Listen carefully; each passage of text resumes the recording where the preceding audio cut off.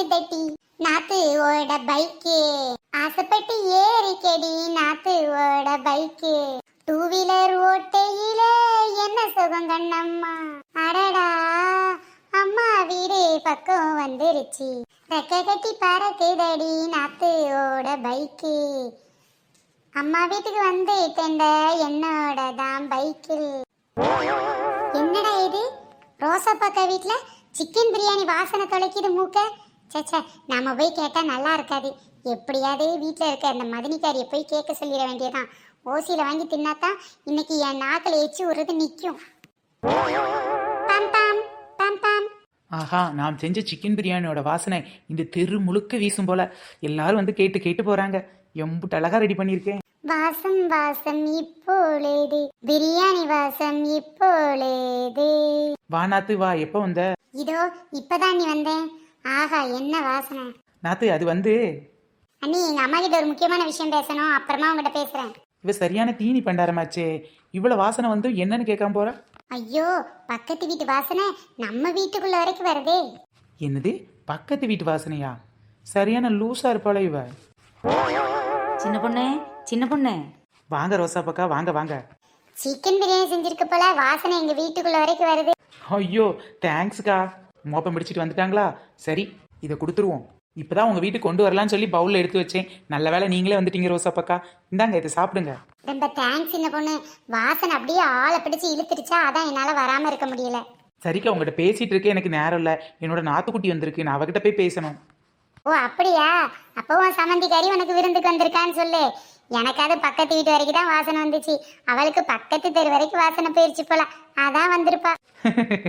எப்படியோ தெரியலக்கா, வந்திருக்கா. அவளை சாப்பிட சொல்லணும்ல. சரி, நம்ம போய் நாத்துவை கவனிக்கலாம். எப்பப்பா தலையில பாரு எம்புட்டு பேனு. ஒரு சீப்பை வச்சு இழுக்க கூடாதுடி.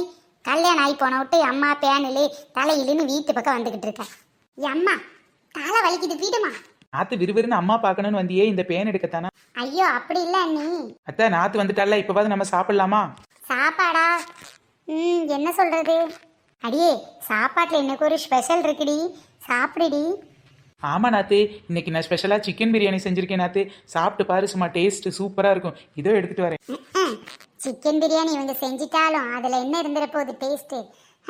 ரோசா பாக்கா வீட்டு வாசனை நம்ம வீட்டுக்குள்ள வரைக்கும் வருது. அது தெரியாம இவங்க செஞ்ச சிக்கன் பிரியாணி நான் சாப்பிட்றதா? சரி, முதல்ல கொண்டு வரட்டும், அப்புறம் நம்ம நாத்தனார் வேலையை காட்டிட வேண்டியதான்.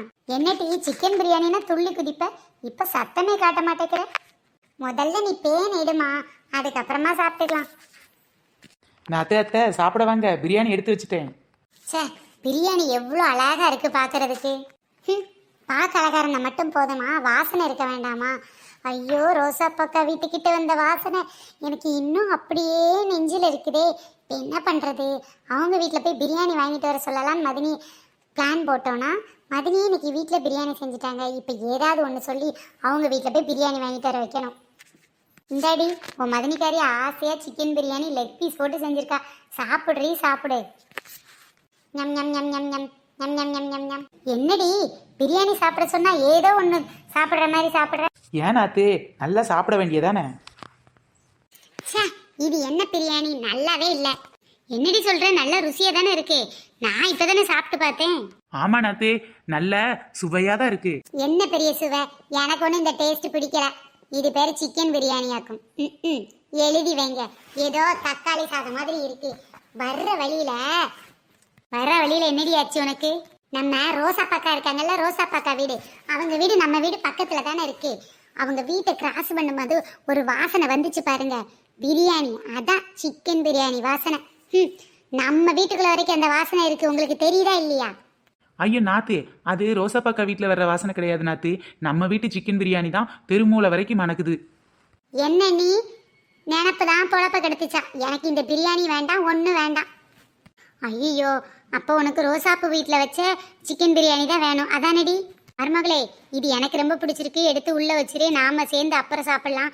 நான் போய் இவளுக்கு ஒரு கிண்ணத்தில் ரோசாப்பு வீட்டில் பிரியாணி வாங்கிட்டு வந்துடுறேன்டி.